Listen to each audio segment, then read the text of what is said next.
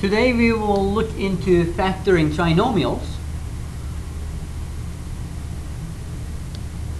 Here's your vocab.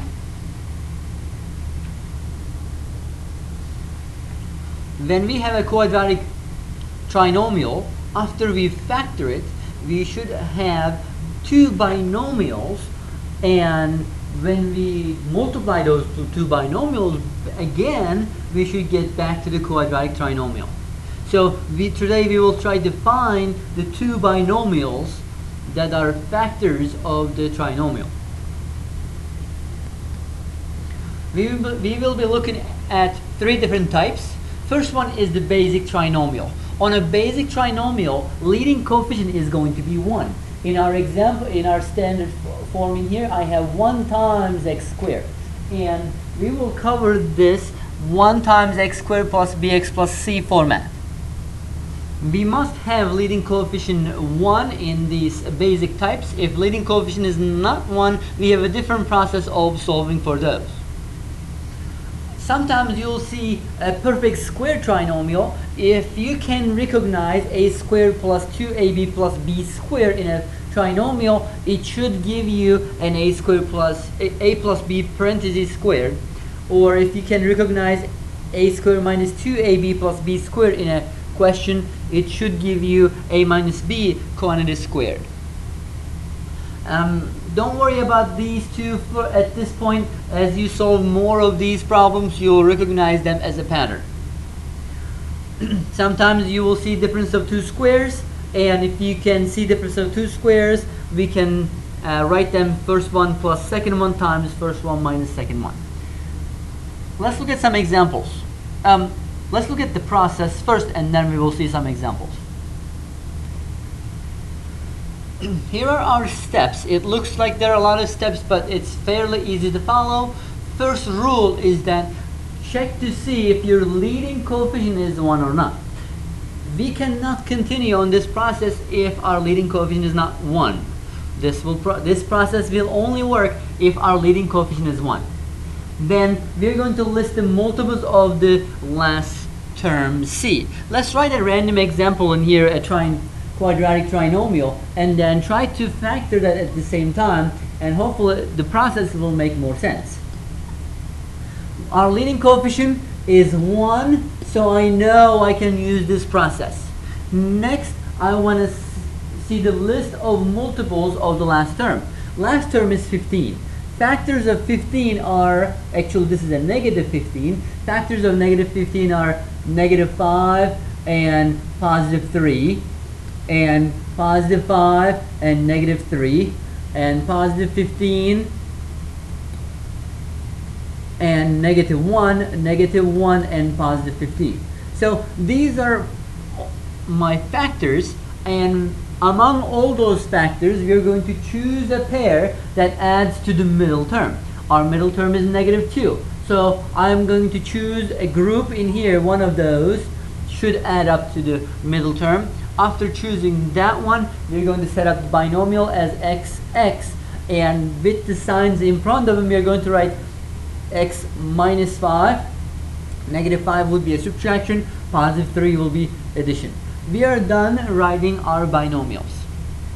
If you were to write the factors positive 3 first, negative 5 later, then you could also have x plus 3 and x minus 5, which is the same multiplication, because we have commutative property in multiplication. Once we are done writing the factors, we can check our work by multiplying the binomials together. Here is our first example. Let's think about factors of 20 that adds up to negative 12. And factors of 20 is going to be 1 and 20. That doesn't add up to negative 12. 2 and 10 may add up to negative 12, but these are positive, whereas negative 12 is negative. So I'm going to think about the other factor where a negative 2 and negative 10 multiplied together can add up to positive 20. Can multiply to be positive 20, and these two can add up to be negative 12. Once you find those factors, you are practically done. We can set up our binomial parentheses, and we will put the x's, and negative 2 is minus 2, negative 10 is minus 10, and we are done. We can also do a check step. Check step will be doing a distribution, and if I distribute x to x and x to negative 10, I should get x squared minus 10x, and then distribute the 2, negative 2x plus 20. As you can see, we can recognize our factors that we use, negative 10 and negative 12, like negative 2. Now I can simplify like terms, combine like terms. X squared minus 12x plus 20 gave us our original problem, so we know our factoring was correct. This is how we can do a check step on a factoring problem. Please try to fit this one on your notes as well. As a second example, this time we have a negative number, 24, negative 24, and we wanted the factors to add up to positive 5. Factors of 24 are 1 and 24, that wouldn't add up to 5. 2 and 12 wouldn't add up to 5. 3 and 8 might add up to 5. So I have 3 and 8, and one must be negative, one must be positive. So if I have negative 3, positive 8, that's when I could make sure that these are going to add up to 5. After finding those factors, we are done. X minus 3, x plus 8. Finding the factors requires some guess and check work. There are other factors we could have written, like negative 8 and positive 3, and 4 and 6, 6 and 4. They are not going to add up to positive 5, so we kind of ignore those. Here's your U-try. Here's my next example. On this example, if you can recognize a perfect square, that would make your life easier. It would be quicker. But if you cannot recognize a perfect square at this level yet, it's okay. We can still find factors of 81 that adds up to 18, 9 and 9. Now I can just write my equation as x plus 9 and another x plus 9, which will be written as x plus 9 parenthesis squared.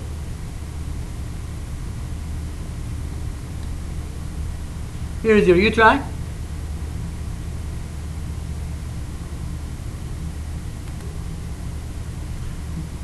Here's my next example. We have two different ways of approaching difference of two squares type of problems.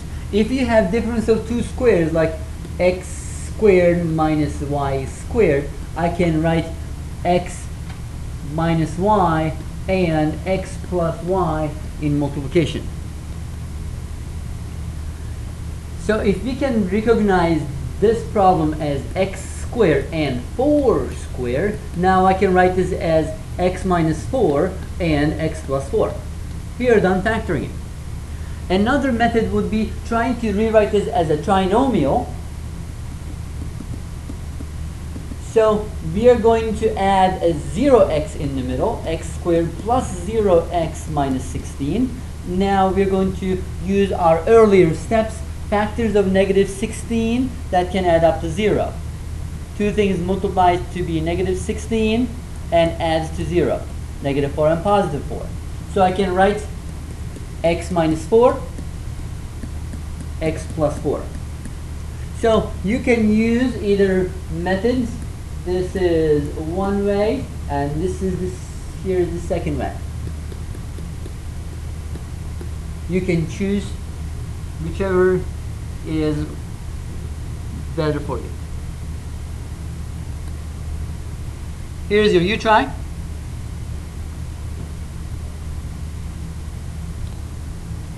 So this was the end of our video. In order to help you out a little bit more, and in order to make sense of this process a little bit more, I would like to solve some selected questions with you. Let's look at number 1. Factors of 7 that can add up to positive 8 are 7 and 1. Positive 7 and positive 1, they add up to 8. Once I find those factors, I can write positive 7 is plus, positive 1 is plus, and we are done. Let's look at number 2. Think about factors of 20 that can add to negative 12. It's going to be 10 and 2. But 10 and 2, positive 10 and positive 2 will add to positive 12, not negative 12. I want the result to add up to negative 12, so I know negative and negative multiplied together will still be positive 20. So my factors are x minus 10, x minus 2. Let's look at another question, number 4. This one is the difference of two squares. I can either think of it as x squared minus 3 squared, and then write as x minus 3 times x plus 3. As another method, I can rewrite this as x squared plus 0x minus 9. Factors of 9 that can add up to 0 are negative 3 and positive 3. So I can write this as x minus 3 and x plus 3.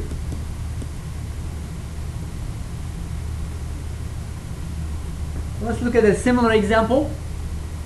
Number 7.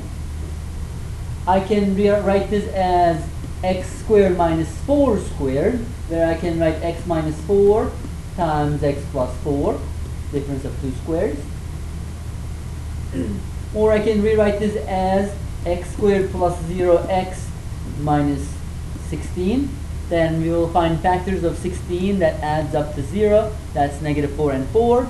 X minus 4 and x plus 4 will be our answers. Let's look at a perfect square type of example. We have 16 factors of 16 that can add up to negative 8 are negative 4 and another negative 4 multiplied together.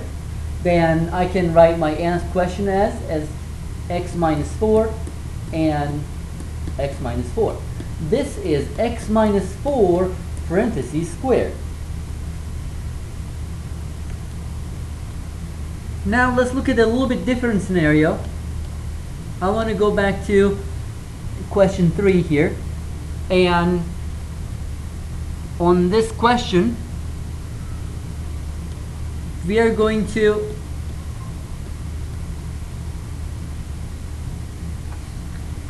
our problem is negative x squared minus 4x plus 5 in case the last number didn't show up. And in order to factor this, we need to go back to our first rule. Our first rule was to make sure that leading coefficient is 1. If your leading coefficient is not 1, we will have to try to make the leading coefficient 1. In this case, our leading coefficient is negative 1. Negative 1x squared. So we're going to divide out a negative 1 from every single term. When we divide out negative 1, I'm going to put the negative 1 outside with multiplication, and negative x squared divided by negative 1 is positive x squared, and next one will be positive 4x, next one will be negative 5. As you can see, when we factor out the negative 1, signs on each of them are changed. Now our leading coefficient is positive 1, and now I can go through my process of finding the factors of negative 5 that could add up to positive 4. Those would be positive 5 and negative 1. So I can write my problem as x plus 5 and x minus 1. Please do not forget your negative 1 as a multiplication that's going to stay in front of the parentheses. Let's look at another similar question to this one. Here's my number 9. I'm going to rewrite the question. Negative x squared plus 12x minus 36. My leading coefficient is not 1, so I'm going to factor out the negative 1. Factoring out the negative will change the signs on everyone. First one will become positive, second one will become negative, last one will become positive. Now, since my leading coefficient is positive 1, I can go ahead and factor 36. Factors of positive 36 that can add up to negative 12 are negative 6 and negative 6. I can write my problem as x minus 6, another x minus 6, and don't forget the negative still is up front. Here is one more style. If you happen to see a trinomial with two variables, then we're just going to ignore the y values first, and we will only look at x squared minus 3x plus 2. After ignoring the y values, I can find the factors of 2 that can add up to negative 3 as negative 2 and negative 1. I'm going to write my problem as x minus 2 and